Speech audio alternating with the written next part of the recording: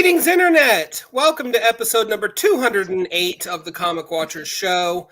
208, I can't believe we've made it this far without Comic Watch pulling the plug on us, but here we are. It probably helps that Chad and I are running Comic Watch. But anyway, we're your hosts, Matt, and as ever, Chad. Chad, can you hear me? I can't see you. Yes, I'm the disembodied voice tonight. Woo! Awesome. So, returning to us for the 4th time, I think that's a show record. We have the one and only David Pepose. Hello, sir. Hi. Thank you guys so much for having me. Fourth time's the charm. And I'm so excited to catch up with you guys and talk about my brand new series of Dynamite Entertainment, Space Ghost. Space Ghost! I love it. It feels good to say it like that, right? Like I do that at home all the time. I know you do, man, and I'm here for it. So,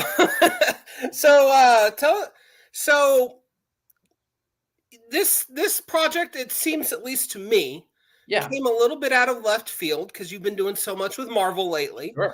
Tell us a little bit about the genesis of how you became the Space Ghost guy all of a sudden. Yeah. Well, it's one of those things that I've known Nick Barucci over at Dynamite for about 15 years. Back to the beginning of my comics journalism days, Dynamite was one of the beats that I had when I first started out. And so I've known Dynamite for some time. Nate Cosby, an editor over there, I've been a huge fan of his, dating back to his work on World War Hulk over at Marvel, when he wrote Cowboy for Archaea. And so I would constantly kind of keep in touch with them as I jumped to my career as a writer. And so anytime I'd have a new book, I'd be like, hey, here's a PDF of what I'm working on now. Would love to get on your radar to work on something together in the future. And it was working on Moon Knight, City of the Dead, and Punisher back to back that I think kind of hit that critical mass. And so Nate actually passed my work to editor Joe Rybant, who was spearheading Space Ghost. And so Joe flagged me down at New York Comic Con. They had just announced that Dynamite was going to be doing this partnership with Warner Brothers Discovery on books like Thundercats and Space Ghost and Johnny Quest. And they said, yeah, we have this new Space Ghost book and you're our top pick. Would you be interested? And for me, I was so excited. First and foremost, that Dynamite was willing to offer us a really generous runway for this book. They said, if you have like a year's worth of story, we would love to run with that. And so I have a little over a year's worth planned just from the start. And if there's demand for more, there's lots of room to fit in more stories. But on top of that, I had already done a little bit of research on Space Ghost just at the beginning of my career as in comics. I got my start as an intern at DC Comics. And so I learned about Alex Toth, and I learned about how Space Ghost was more than just a talk show host. There was actually, he debuted the same year as Adam West's Batman, but as a traditional, albeit campy, superhero take. And so for me, I was already familiar with the character. I had also read Joe Kelly and Ariel Olivetti's run on their origin story for Space Ghost. And I realized, this is a character that's very malleable. You can do lots of different tones with him, as you can see from the original series to Coast to Coast to the Joe Kelly run to sort of the Hanna-Barbera jam band of Future Quest. And I thought, this is a character who's got the DNA of Batman and Superman and even bits of Iron Man and Punisher, and all in a world that's very reminiscent of something like Flash Gordon or Star Wars. And I thought, that sounds like a really fun universe to explore. And so, I rewatched every single episode of Space Ghost, both from the original 60s run, the 80s revival, and Space Stars. I even the recent cameo in The Brave and the Bold, where he teams up with Batman. I reread every single comics appearance that I could get my hands on. And for me, the thing that really stood out is that Space Ghost, it really relied on the energy and vibes and just like the cool concepts that Alex Toth would throw out. I mean, he was an amazing designer, but you could see that there was a cool, interesting concept behind iconic villains like Zorak or Brak or Metalis or Creature King and the rest of the Council of Doom. And so I realized, though, nobody ever really did like a deep dive in any of this. These episodes were 5-6 minutes a pop. There's no continuity. There's no backstory. There's very little opportunity to get into any character's origins or motivations. And that's the thing that I'm so excited about, is that in these comics, we're able to kind of take the spirit of the original cartoons and bring them into the year 2024, but to do a deeper dive using the comics medium than anybody has before. Well, you just answered about like 90% of my questions. That's great. I want to touch on the fact that you said that Space Ghost is something of a tabula rasa, because who is Space Ghost, right? Like, he's this guy and he's in space and he fights Zorak and Moltar, and it gives you a lot of creative freedom, like more creative freedom than, say, with Moon Knight, who has a pretty well-defined persona.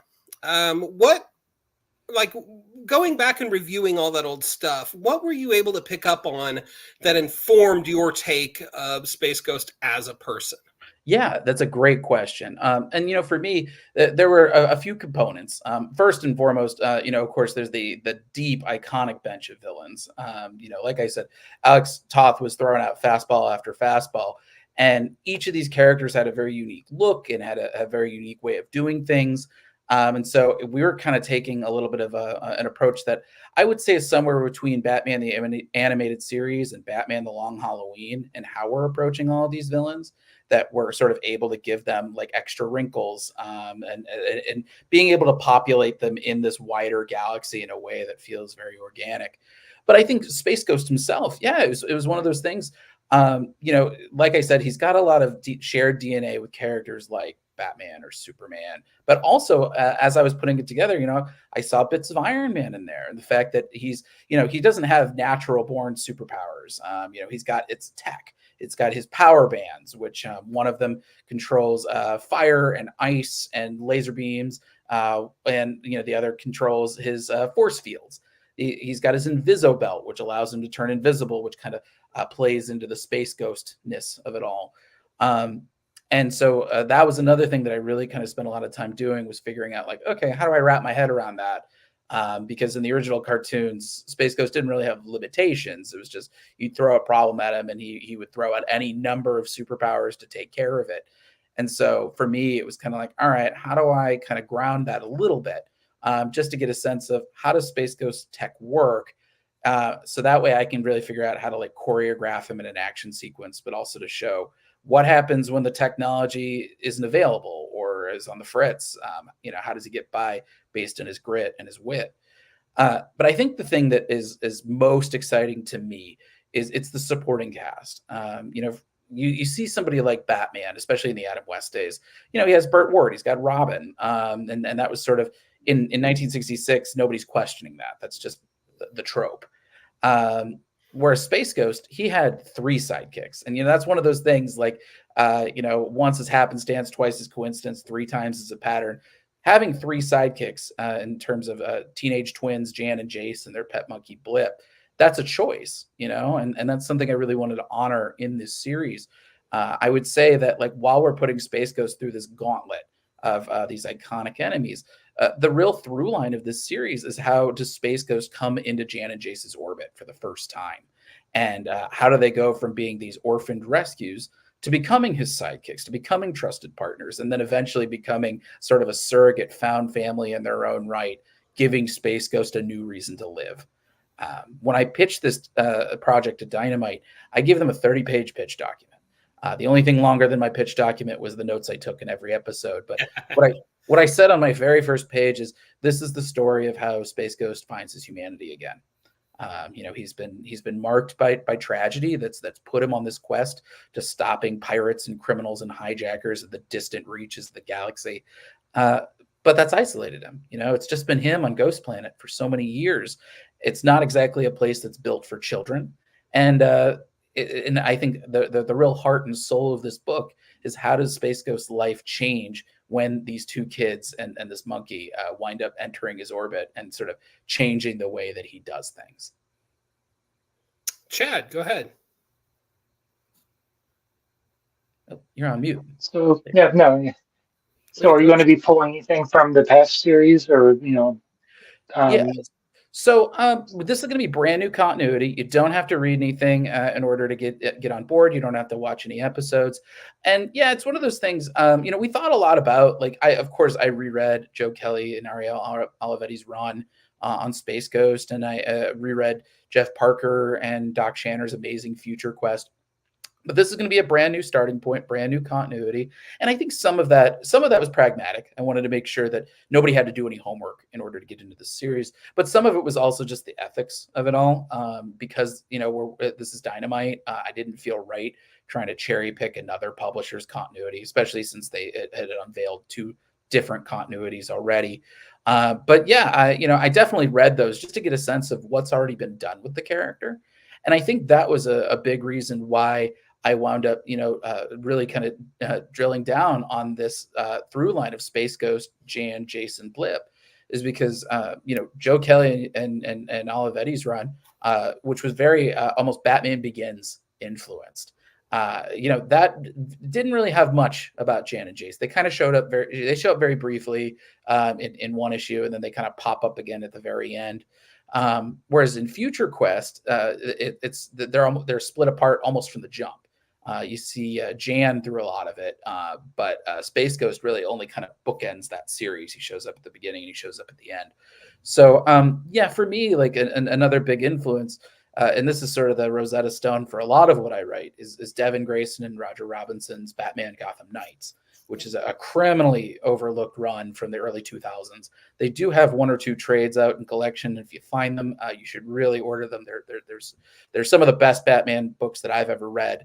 And what that series was about was Batman's dynamic with his various supporting cast. So you see how he interacts with Dick Grayson or Babs Gordon or Sacha Bordeaux, his bodyguard, which might date that series a bit. Even they even had standalone issues with Superman or Aquaman.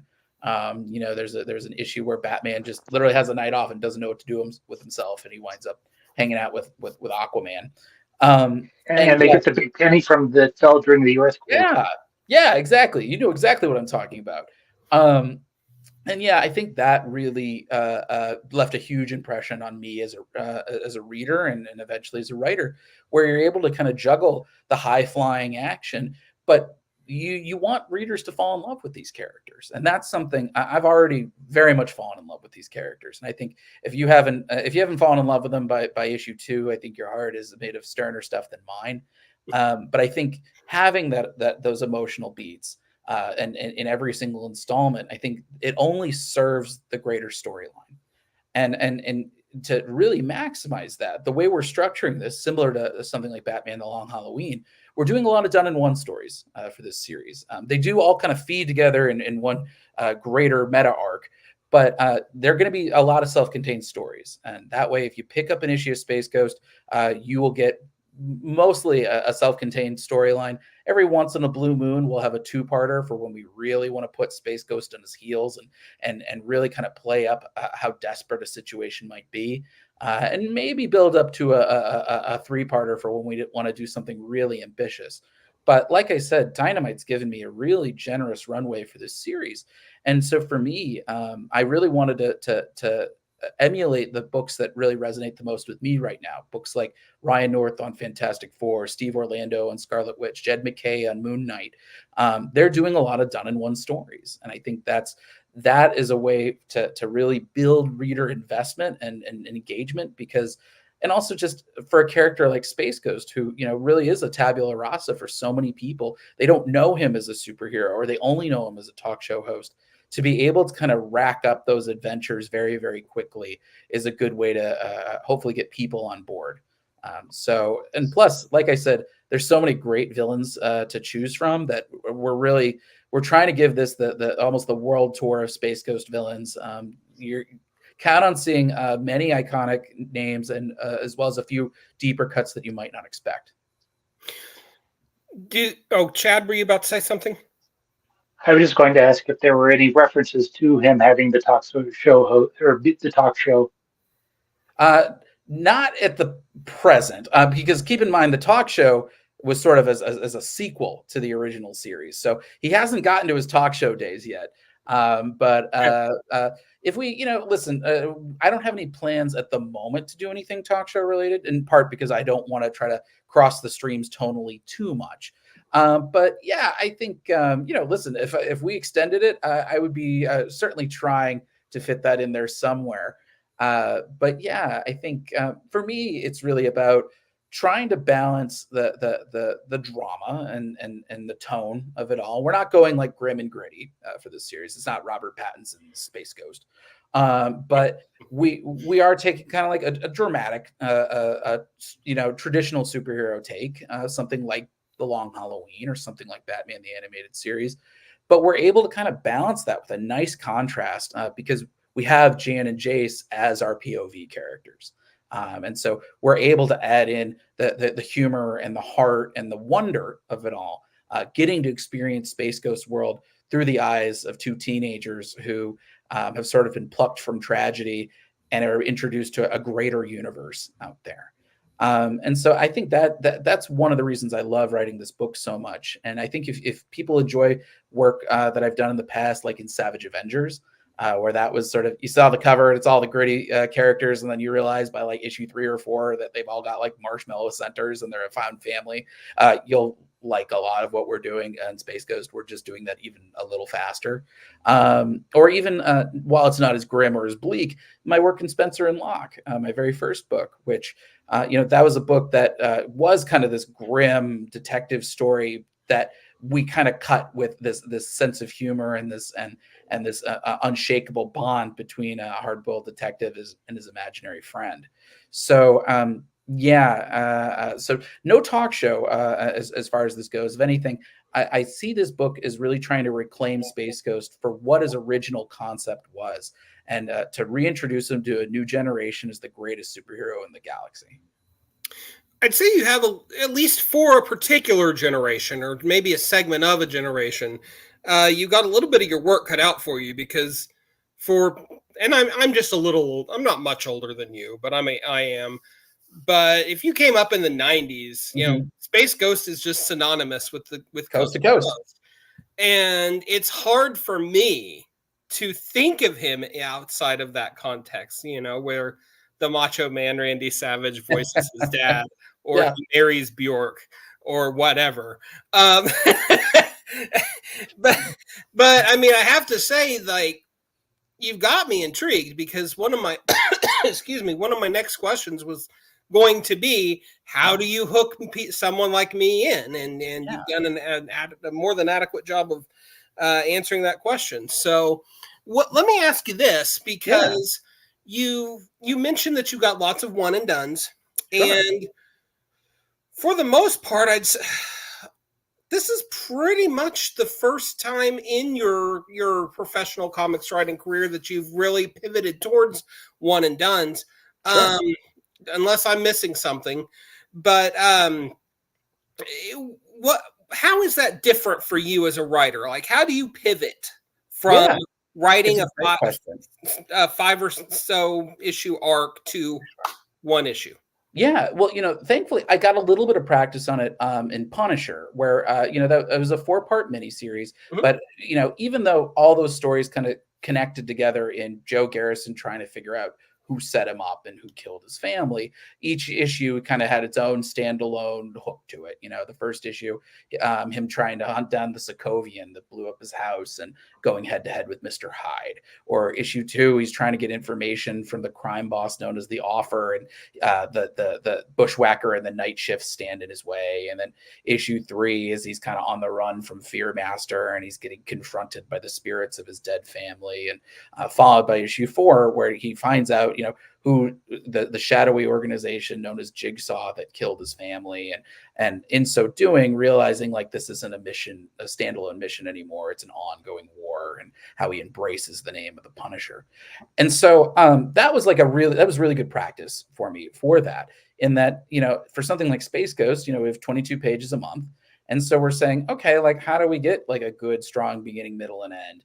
And how do we kind of have these moments of action, but also how do we break it up to kind of show how these characters are feeling in any particular moment. And so, yeah, honestly, it's a different way of doing things, but honestly, once you get the hang of it, like once you kind of wrap your brain around it, it's pretty freeing because you're not having to sort of sometimes when you're writing a longer arc, you kind of have to say, okay, like this is one big long story, and how are all these moving parts going to connect with one another? And it still kind of feels like one singular vision that you then have to stretch over 4 or 5 or 6 issues. And while I tend to try to break it up, in chunks of like, okay, this is the issue with the car chase, and this is the issue with this thing, and this is the issue with that thing. For Space Ghost, it's really nice being able to say, okay, like we've got 22 pages to introduce this villain, introduce what's going on with these characters, and resolve it. And then that also means the handful of times that we are doing 2-parters. I'm in the middle of writing a 2-parter right now. That then it's like, oh, that's a big deal. That's something like I was able to structure in my Fantastic Four 2-parter for Judgment Day. Is that, oh, that's a 2-parter, and so you get that cliffhanger in the middle really like resonates. And so using those cliffhangers more sparingly, it gives them a lot more force. So yeah, it's a different way of doing it, but honestly, for me, the great thing about Space Ghost is he's got so many amazing villains, and they each have kind of an inherent concept to themselves. You've got Zorak, who is kind of like, he's this homicidal praying mantis, and so there's something a little alien about the way that he sees things, something insectoid versus the humanity of Space Ghost. Or Brack, who I see as almost like a blue collar type. He's not out there looking to take over the universe. He's just looking to rob whatever whatever freighter is showing up his way. He reminds me a lot of Taskmaster from Marvel in that way. And all of these different characters, what we're doing is we're kind of adding a wrinkle here, a new element there, just to figure out how do we populate Space Ghost universe in the most organic way possible. So for example, somebody like Zorak, I would consider it reductive to call him the Space Ghost Joker, but we've got some really cool stuff planned just to show, okay, how is this guy, how are we going to reinforce that he is like deadly, that he is Space Ghost's like ultimate arch nemesis, that he's the guy that Space Ghost is pretty good facing just about anything, but like Zorak is the one that kind of makes him a little nervous. That he's the one who kind of scares him a little bit, just because there's no telling how far he'll go. And things like that, I've already written Brack, for example, and we added a really fun wrinkle to him that I think really speaks to kind of the heart of that, the mercenary heart of that character, but in a way that I think will really kind of catch readers off guard in a fun way. So yeah, being able to do all these done in ones means we get to hit as many of these villains as possible. We get to kind of introduce new wrinkles in the same way that, I consider Batman the Animated Series, particularly what they did with Mr. Freeze. I consider that a big influence in what we're doing, or even, while not as gritty, the way that, say, Robert Pattinson's Batman, like reimagined Riddler, or, the way that they looked at Penguin or the Joker. So taking these characters and figuring out how do we honor them and honor that original vision, but kind of push it even further to make it as dynamic and character driven and filled with stakes and tension as possible. So you've got at least 12 issues to pull that off. You think you're going to stick the landing? I feel really good about it. Yeah, I'm about, let's see, I'm about a quarter of the way, a third of the way finished at this point. And yeah, I'm really happy with how it's all coming together. Artist Jonathan Lau is just doing magnificent work on this book. I've been a huge fan of his since his work on Green Hornet with Kevin Smith. So that was about 15 years ago. But I love how dynamic his work is. He's got a really cool signature where like he'll kind of add like flourishes to the air just to show that like, oh, something's in motion, or like there's some energy building up. But the thing that really struck me about Jonathan is not only he draws these amazing looking action sequences. There's something in our second issue that I wrote it. I was like, oh, this will be cool, but didn't think too much of it. And then Jonathan turns in the pages, and I'm like, I think this is the most beautiful sequence I've ever been involved in a book. It's you'll know it when you see it in issue 2. But then, like, just a couple pages later, he immediately switches gears to this like beautiful character driven work. You see Jan and Jace hanging out on Ghost Planet, and like these, you see these kids, and they you really kind of, you feel for them immediately, just seeing them in action and seeing their body language, and seeing how much personality they have in their expressions. And that's all Jonathan. He does such amazing work. And I think for me, the characters are really where it all starts. I think something about this book that's very personal to me, that I think has very much informed my approach on it, is in my personal life. My younger siblings are triplets. We got about a 9-year gap between us, and so that's why comics don't scare me, is because I already had to count everything in threes.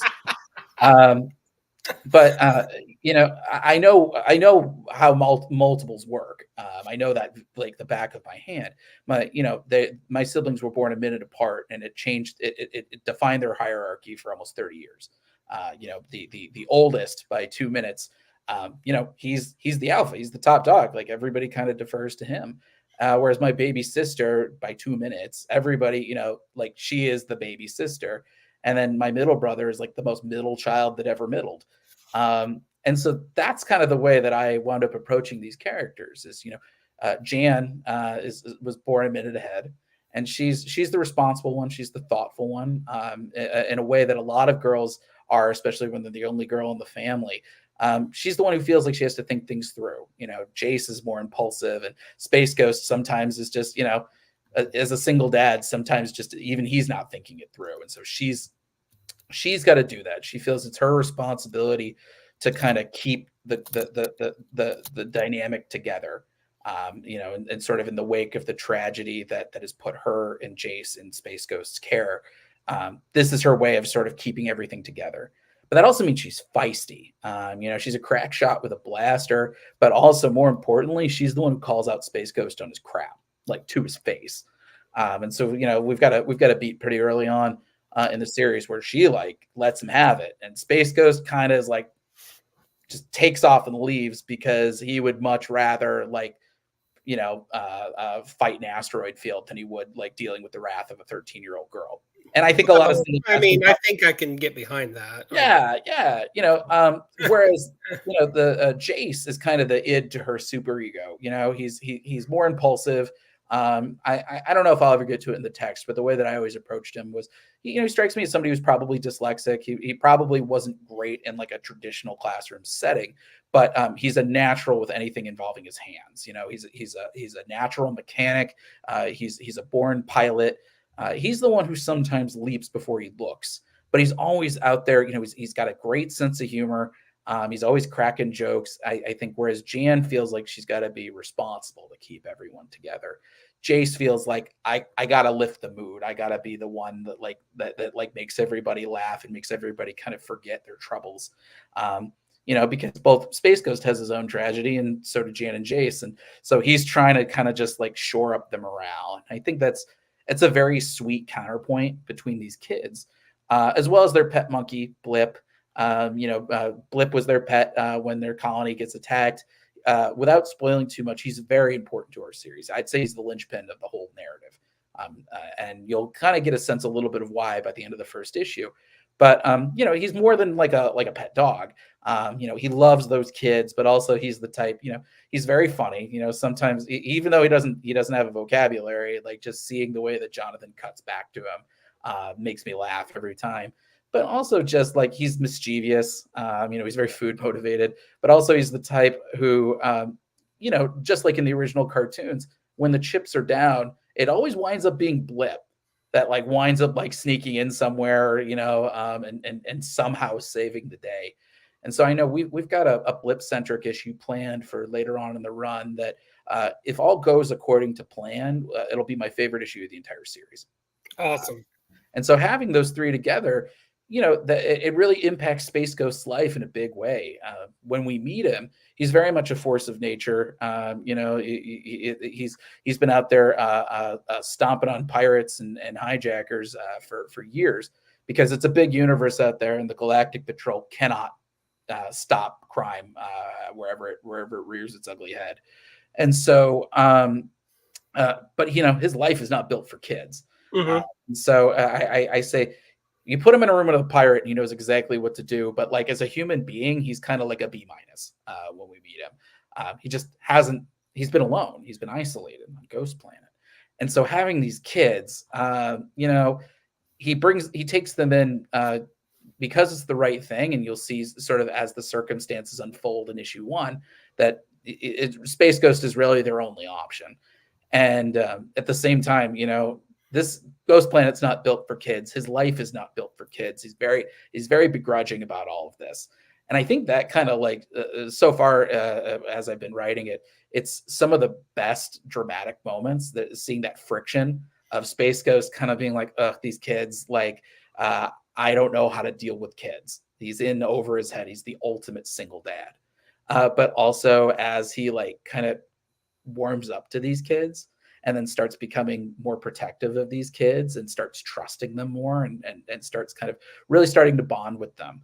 And I think by the end of it, that's their way of healing, is that Space Ghost and Jan and Jace have their own complementary tragedies, and seeing how they kind of transcend that and heal from that through this found family. I think that's a theme that I've done in a lot of my work, but I think it makes for the most satisfying storytelling for me. And then Conan shows up. Only for 5 issues. Then I got to write them out again. But yeah, you should talk to Jim Zub about that. Maybe he's got, he's kind of killing it on Conan right now. He's doing a great job. I was able to congratulate him right when they announced that he was taking over. He and I met up at San Diego, and yeah, I'm so thrilled for him. He's doing such a great job. He deserves every bit of success. I have to tell you, your work with Conan on Savage Avengers is how I got into Conan. Oh, thank you. I've been reading comics for 3 decades plus now, and Conan just never really appealed to me. And then he shows up in Savage Avengers, and he just clicked as a character for me. I'm so glad to hear that. Thank you. Yeah. Thank you. Now I got all kinds of very, very verbose Roy Thomas comics to read. Definitely that, and Kurt Busiek, and of course everything that Jim Zub is doing. You can't go wrong with any of it. And I didn't even realize it, but Jim Zub did some of the Marvel stuff too. Yes, he did. So yeah, word to the wise: if you're enjoying the Titan Conan comic right now, go dig into some back issue bins for Jim Zub's other work with the character. Yeah. So, what are you reading these days that's got you hyped, man? Boy, let's see. What am I reading these days that I'm really enjoying? Let's see. Oh boy, I'm like on the spot. It's like I read books every Wednesday, and let's see. So I'm loving the Ultimates line. I think I'm a huge Hickman fan. I always say Krakoa got me through the pandemic, and so I'm really enjoying what he's doing on that. Jed McKay is crushing it left, right, and center between Avengers and Doctor Strange, my favorite Marvel character. Moon Knight, and now X-Men. I'm so excited. Yeah, boy, that's going to be something. Yes. Boy, I don't know how he sleeps. I don't know if he's got clones in the basement, but I'm very excited for him. Definitely. As well as Gail Simone on Canny, and Dave Marquez, who I think is just such an immense talent. Eve Ewing getting a shot at the big leagues with Extraordinary. I mean, and she's fantastic. I don't know if you've kept up with her Black Panther or not. Yeah, it was great. And I was a huge fan of her Champions run. I missed it. It's great. She just kind of was under my radar until that Black Panther run started, and I said, "Wow, this lady's got it going on." Yeah, she's great. Saladin Ahmed is doing great work on Daredevil, particularly my buddy Fareed Karami, who I worked with on for Avengers Unlimited. He did a great issue with She-Hulk that got a lot of well-deserved praise. Boy, there's so many other things. Skeeters over at Mad Cave, great book, by a great creative team. I got to read Uncanny Valley from Boom Studios from my Punisher brother in arms, Dave Wachter. And Oh yeah, we talked to him a couple weeks back. yeah, it was a really great issue 1. I really enjoyed it. So you can still pre-order that, I think, through Monday. So call your local comic shop and pre-order that along with Space Ghost. Chip Zdarsky's crushing it over on Batman and Avengers Twilight. I was really enjoying. I've been catching up on that. Boy, there's so many other books that it's like when I finish this interview, I'm going to be kicking myself for not talking about them. The Energon line over at Skybound. Man, Josh Williamson is he's become a force unto himself. That Duke book is great, and I just read the new Cobra Commander. That was really fun, and Daniel Warren Johnson is just, what he's doing. Unstoppable.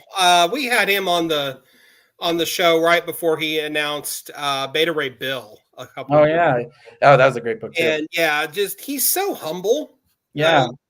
But you'd never think it to look at his work because of all the just raw energy and emotion that shines. New Walt Simonson. I mean, he's really Oh, absolutely, he's absolutely. And Declan Shalvey and Drew Moss. I'm really loving what they're doing on Thundercats. I would be enjoying that even if I wasn't working on Space Ghost in the same line. But they're doing just amazing work. There's so many other great comics out there that I'm not even getting to. But it's just it really is a great time to be a comics fan. It is. There's a flavor for everybody. So I think if you step into your local comic shop, if it's a comic shop that's worth their salt, you should be able to walk out with something you'll love. I absolutely agree with that. Since you've had a pretty lengthy arc in and around comics before. Sure. Or career arc, I should say, in it before you were writing them professionally. Yeah. Since you started writing and being a comics journalist, sure, what do you think are the biggest changes that you've seen, for good or bad? Are you asking in terms of comics journalism specifically, or are you talking about just comics in general? I mean, from somebody that's got a little bit of inside baseball perspective. Yeah. Well, I think a lot of it is, just people trying to figure out kind of what's the next step. I think the audiences are very much atomized, and there are a lot of things competing for attention. And I think in general, there's a little bit of a disdain about reading in our culture. Sure. And so we're kind of, fighting against the stream in that regard, as well as kind of, trying to do this thing where everybody wants something new. But also I feel like sometimes, and I can be guilty of this at times myself, sometimes people might have a little bit of a calcified view of what they. Sometimes that can mean they're a little less flexible in terms of trying something new. And, as a creator, ultimately you just kind of have to keep kind of hitting your head against that wall, because if you play it safe, then you automatically lose. Whereas you always want to take a big swing and try something new, because you never know what's going to connect. I think beyond that, I think it's everybody's just trying to figure out what's the new thing. You see, for example, the X-Men relaunch, where okay, we're trying something new, and that's exciting for me, both as a reader and as a creator. In the same way that I was so excited by trying something new with Krakoa. And so. Yeah, I think for me, what's really exciting is seeing all these publishers kind of coming back swinging. You see Dynamite with this new line of Warner Brothers books, and Skybound with their Energon line, and Oni's picked up some really cool IP. And my pal Alex Packnadel just did his Kickstarter for Cult of the Lamb over there, which is just doing gangbusters. You should back that if you haven't already. Adding to it Wednesday. Yeah, and so I think. Watching, publishers kind of trying new things, and also Mad Cave. I want to make sure I give them a shout out. Definitely. Not just because they're publishing. Yeah, they're publishing my book, The Devil That Wears My Face, but also just they're sorry, my puppy is bad about something in the balcony. Just seeing all the big swings that they're taking, both in terms of the creator-owned space and in terms of their licensed books, with Gotcha Man. And Dick Tracy and Flash Gordon. So yeah, it honestly, I know it feels challenging, and I know it's easy to kind of look at the doom and gloom of it all, because like that's just like the case everywhere. Like the world does feel like a little bit of a scary place. Nobody really knows like what the next year is going to hold for anybody. And I know that retailers are feeling that pinch too, where it's like prices are going up, and rent is going up, and the price for everything's going up, and it's still difficult to like do business, and it's difficult to keep readers invested and get them showing up. I mean, I'm part of the problem right now. I got to stop by my comic shop. They've got some books for me that I had to go to a funeral last week, so I wasn't able to pick them up. But it's one of those things that the thing that gets me through it is that we're all in this for love of the game. Even a creator that you're not a fan of, there's no way that they're phoning it in. Like to make a comic, it's a minor miracle. Any comic, just because there's so many moving parts to it, and there's especially if you're dealing with licensed properties, there's so many different masters that you have to please. And yeah, I think we're all in this for love of the game. We're all in this out of passion. There's a reason I did comics journalism for a decade and was making peanuts doing it.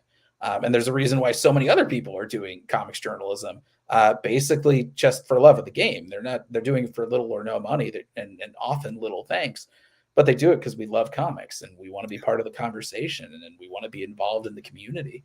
And so, I think nobody knows what the future is going to hold. Boy, if I did, I'd probably be in a bigger position than I am now. But I think I think most comic creators are in a similar position. We're riding the wave, and we're riding it as best we can. And sort of how we ride that wave is what really defines us as creative voices. And so, everybody's kind of got their pet themes, and everybody's got their books that kind of appeal to them.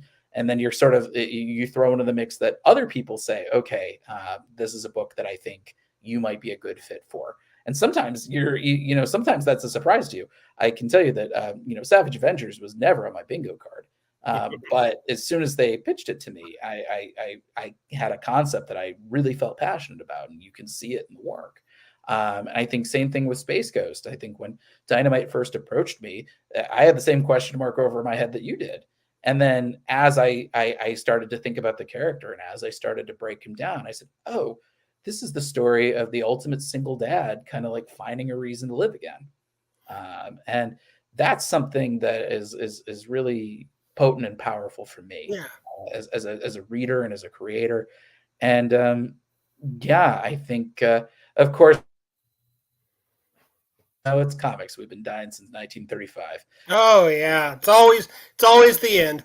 It's always the end. But I think the great thing is that there's always we're always one issue away from a comeback story, right? And so yeah, I think I love this job. I always say it's the hardest job I've ever had, but it's the most rewarding job I've ever had. Sure. And it sure beats digging ditches. And so yeah, I take everything one project at a time. But when I have a project like Space Ghost in particular, or something like The Devil That Wears My Face, or something like Savage Avengers, I feel very lucky to be in this industry and to be able to tell a story that feels so personal, and to find out that people all over the world, it's resonating with them too. And that gets me out of bed and gets the next script in my hands. Well, I feel inspired. Do you feel inspired, Chad? Yes. Chad's still out there, folks. Oh my gosh. So you mentioned The Devil That Wears My Face, Sure. and that has been crushing it with critical acclaim. How you and I think the 6th issue initially wasn't planned, if I'm right. No, it was always planned. It was always initially announced as 5. Oh, did they? Okay. It was always 6. I'd always pitched it as 6. And yeah, I'm so happy. I just read the print proof for the trade literally yesterday. So that book, it's a book. It's a book, all right. You're certainly flexing some different muscles than you are on, say, Punisher or Space Ghost. Yeah, my first horror book. For those who aren't familiar with The Devil That Wears My Face, it's Face Off meets The Exorcist. Mhm. It stars Father Franco Vieri. He's an 18th century Vatican priest who's grappling with a pretty profound crisis of faith. And he's called by his masters in the Vatican to perform an exorcism on the son of a Spanish nobleman. And unfortunately for Vieri, the ritual backfires. So he finds himself trapped in a stranger's body while his body has been hijacked by the demon known as Legion, who returns to the Vatican to wreak havoc on the church's inner circle. And yeah, we've been having a lot of fun with that book. Alex Cormack just doing the work of his career on this book. I would say so. You know, it's terrifying, it's gruesome, it's action packed, it's harrowing in all the best ways. And yeah, you know, if for those who haven't read issue 5, I'm not going to spoil it, but you know, Legion has ascended far higher than I think even he expected, and it's kind of set things up for a big final showdown in issue 6. So you can pre-order that along with Space Ghost. You can pre-order The Devil That Wears My Face #6 at your local comic shop. And yeah, I'm super excited. Issue 6 has a really fun twist for the entire series that I think kind of turns the whole book on its ear a bit, Okay. and speaks to something that's very personal to me. So yeah, that comes out May 8th, the week after Space Ghost. So yeah, pick it up at your local comic shop and tell me what you think. I had a lot of fun working on it. So did you get any threats from the church from the No. Nobody's no. Actually, you know, nobody has said a bad word about this book. You know, I'm really proud of it. I think it's as far as my creator-owned work goes, I think it's one of the best things I've ever done. I think it stands right up there with Spencer and Locke and the OZ. Yeah, I'd never done a horror book before, but boy, if I haven't caught the bug. So I already, you know, Alex Cormack and I are already talking about like what our next horror collaboration is going to be, and I have a few other horror-driven concepts that I'm developing at the moment. And yeah, not my first horror book, but certainly won't be my last. Awesome. And then recently wrapped was Joe Garrison's Yeah, voyage as the Punisher. yeah, Which again met to some pretty hefty critical acclaim, maybe criminal acclaim. I don't know. depends who's asking. Depends on if you're at the receiving end of the new Punisher's Yeah, crosshairs or not. So I mean, I was a little caught off guard by how much I liked this guy. Like, I'm so glad. because you have to, you know, and we talked about this the last time you were here, Yeah, when the book was just about to launch. But you got to reinvent the wheel with yeah, a classic character, but also one that's got some real world, we'll just say elements to yeah, it that maybe aren't as savory. right. And like, how are you feeling about it now that you've gotten to do a little victory lap with the Yeah, show? I'm so thrilled with how that book was received. It's actually my best reviewed Marvel work to date, which is really gratifying. You know, especially because we had such a groundswell of support for books like Savage Avengers and Moon Knight: City of the Dead. And, so the fact that people really rallied around Punisher, which is a book that, like, trust me, I understand that, like, at the jump, I'm sure a lot of people were saying, did anyone ask for this book? Like, I get it. But you know, for me, when my editor Tom Brevoort first approached me about Punisher, I saw it as like, oh, this is like, how often do you get the opportunity to invent a legacy character, especially one as iconic as the Punisher? And I think it was because I'd already worked on a legacy of the Punisher in Jake Gallows, the Punisher in 2099 in the pages of Savage Avengers. And so, yeah, we talked a lot about like how do we kind of carve out a unique niche for Joe Garrison, and similar to what you were saying is, of course, there's a lot of real world connotations to the character. Like, I think when you have a legacy character in general, there's often a lot of different corners of fandom that have very specific opinions of what they think a story for that concept should be. And then when you add the political atmosphere surrounding the Punisher, you know, those voices wind up being very dissonant. They often can be contradictory. And so something that we wanted to do for this series is we wanted to thread the needle, and knowing that there are so many different opinions on what a Punisher story should be or what a Punisher story shouldn't be. Really, our goal was to kind of bring things back to basics and try to kind of bring down the volume in the room, to kind of bring down the temperature a little bit, and focus on a Punisher who's just starting out. So that way, anybody who has a gripe with the character in any direction or the other, we're starting from scratch. And so we're able to kind of sidestep and avoid any of the political landmines while still telling a story that still feels like the Punisher. Yeah. So, Are there any? Oh, sorry. Oh, I was going to ask if there were any other characters, out there that in need of a rehab, like to tackle. Yeah, there's definitely there's some lesser known characters that I would love to do like a team book for. But I'm going to kind of keep that idea in my back pocket beyond what I just said, only because I would really love to write that book someday. But yeah, I think there's all sorts of characters that could do fun legacy versions of them.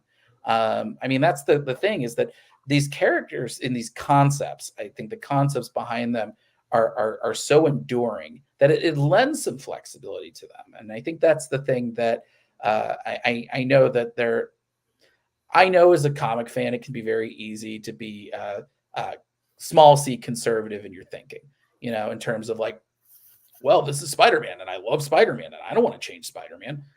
I grew up during the Clone Saga. I love Ben Reilly. Like I reviewed Miles Morales' first appearance. I love Spider-Verse. Getting the chance to write Miles in Savage Avengers as our Deathlock was one of the biggest honors of my career. So for me, change is the only constant. And you see all sorts of amazing legacies. The Champions, I think, are a big example of that, where you see Kamala Khan and Sam Alexander and Miles Morales and Kate Bishop and I'm sure a bunch more other legacies that I'm not even thinking of. And I love those characters. They're great characters. And so for Joe, something I wanted to do was like Robbie Reyes was a big example to me, where, for those who aren't familiar with Robbie Reyes' Ghost Rider, you have, Johnny Blaze and Danny Ketch, they're the motorcycle dudes. And so you take that kind of high speed Ghost Rider and Robbie Reyes takes the muscle car version of it. And so that's something that I really wanted to do with Joe is that, rather than be the guy who's just guns and ammo, because Frank Castle has already very much covered that already. Yes.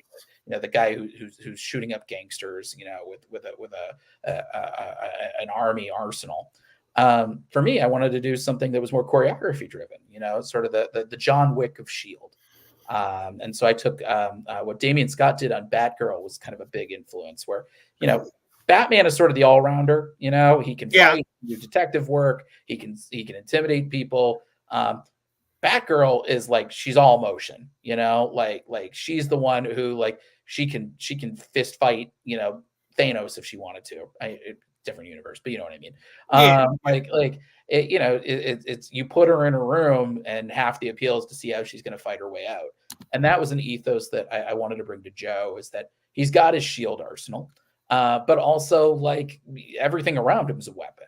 He improvises everything, and it's less about fetishizing the guns and ammo, and it's more about like, okay, like how do we put him in a room and how does he work his way through a crowd? And I think that's a way to kind of still tell a story that feels like a Punisher story, but also to speak to any real world concerns. We certainly weren't looking to glorify, say, real world gun violence. We certainly weren't looking to embolden anybody who was saying, oh, well, I serve in this real world branch of military or law enforcement, and I think the Punisher's extrajudicial vigilantism is cool. It's sort of, we were able to kind of take the Punisher and put him on a high shelf. I don't think anybody seriously should be saying that like Punisher should be like a real world aspirational figure, but sort of being able to kind of reposition this character as this is a guy who fights for the little guy. He's a Punisher for the people, and that's something that I think you're able to kind of have your cake and eat it too. We're able to kind of have the action and adventure and the grit and the tenacity and the gunplay of a Punisher book, while sort of taking a different lane that isn't dominated by a conversation of whether or not the Punisher should exist. We're sort of able to kind of start from scratch and sort of offer a different take on the Punisher, and one that, from what I understand, our 4-issue run, was very well received, and I'm very happy with what we did for it. I wrote all 4 issues that I was contracted to write and that I pitched. That series was always 4 issues, but I've already heard rumblings of where Joe might be showing up next, and it sounds really cool. And ultimately, that's what I wish for that character. I mean, you look at somebody like Robbie Reyes or Sam Alexander, and the way that those characters thrived is that it wasn't that they were in the hands of one writer for an obscenely long time. It's that they actually got passed from different characters. Or Kate Bishop is another great example of that. Yeah. Or Wiccan and Hulkling, where they bounced around from different creators, and that's what builds traction for a legacy character. So that's ultimately what I would love to see for Joe. And from what I hear, I already have sort of heard rumblings about where he'll pop up next, and it's really exciting. I think the future is bright for Joe Garrison, and I'm just very grateful for all the readers who came out despite not knowing really what to make of the book when we first announced it, giving the book a shot and having an open mind and realizing that they really liked it. That was a mouthful. I was gonna follow up and ask if you had your next plans for Joe, but it sounds like somebody else maybe beat you to it. It's something pretty cool. I'm very excited I was talking with the new Punisher editor, since Tom Brevoort, who kind of spearheaded our mini series. Obviously he took over X-Men, and so Punisher's in a new office now. And speaking with that editor, they were telling me sort of, here's where Joe might be showing up next. And I was like, oh, that sounds neat. Like it's honestly, it's a real honor, to kind of have other creators notice what we did, and say, oh, hey, I got a plan for this, and like. Well, yes. It also to a certain degree helps to legitimize Joe. Exactly. Right? Exactly. Like he's not just this weird one-off blip, right? Exactly. And it's one of those things like of course there's always going to be bad faith actors who like they've got an axe to grind politically and they don't like the idea of a legacy character, let alone a legacy Punisher. And it's one of those things for me. I always found that argument to be a little thin because Punishers had a legacy since like the 90s. Jake Gallows, Lynn Michaels, Rachel Cole Alvis, Outlaw, just to name a few. And so, it's sort of adding kind of one more flavor to the ice cream cart. And so, I'm so thrilled, with the reception to that book. And like I said, I looked at the reviews this morning and I realized, oh, this is like the best reviewed thing I've done at Marvel to date. And I can tell you, walking that tightrope when I started, that's not what I imagined that it was going to be. Right. And so I think it speaks to, how much time and energy that Tom Brevoort and I kind of put into the development of the character, but also just the amazing work that Dave Wachter and our colorist Dan Brown did on the art on this book. It's the best looking book I've done at Marvel to date. And I love working with Dave. I would work with him on any project in a heartbeat. It just, it really felt like a great creative alchemy. And I think it speaks to the kind of team that Tom put together for this book. And so I'm very grateful to Tom, and I'm very grateful for the rest of the team. And we as fans are really grateful for you, David, and the work you're putting out there and adding to the conversation. I will say, going back to your love of lesser known characters, if Steve Orlando can find a home for Terror Incorporated in Spidey 2099, I feel like you can find a home for anybody else. Yes, that was a great issue. When I saw it, I was like, Steve, what are you like? I can't believe that you brought back Terror Inc. There's all sorts of characters that I would love to excavate, and and for all the publishers. I mean, I have pitches for Marvel that have been like burning holes in my pockets, and I'm working on characters now that I never thought that I would work on. DC, there are all sorts of characters I'd love to work on over there. I was just thinking about Lobo the other day, and I was like, do I know anybody who's like would be in charge of that general wheelhouse? I should like give them a call.